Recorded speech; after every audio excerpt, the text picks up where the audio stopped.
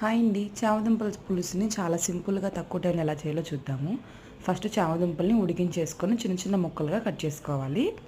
ఇలా కట్ చేసుకున్న తర్వాత ఒక గిన్నెలోకి తీసేసుకొని ఇప్పుడు స్టవ్ ఆన్ చేసుకొని బాండీ పెట్టుకుందాం.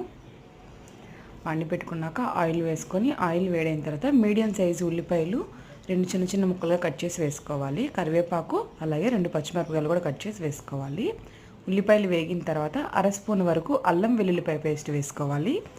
అల్లం వెల్లుల్లిపాయ పేస్ట్ కూడా వేయించేసుకొని మీడియం సైజ్ టమాటాలు ఒక 2 తీసుకొని చిన్న చిన్న ముక్కలుగా కోసి వేసుకొని మెత్తగా మగ్గించుకోవాలి. కాస్త ఉప్పు వేసి టమాటాలు మెత్తగా మగ్గిన తర్వాత ముందే ఉడికించి పక్కన పెట్టుకున్న చామదుంపలను కూడా వేసి కలిపేసేసుకోవాలి ఒకసారి. ఇప్పుడు కొంచెం పసుపు, మీ కారానికి తగ్గట్టుగా కారం వేసుకోవాలి. ఉప్పు కారం పసుపు అన్నీ కలిసేలాగా ఒకసారి కలిపేసేసుకొని మనకి ఎంత పులుసు కావాలో అంత, నేను గ్లాసున్నర వరకు వేసుకున్నాను పులుసు.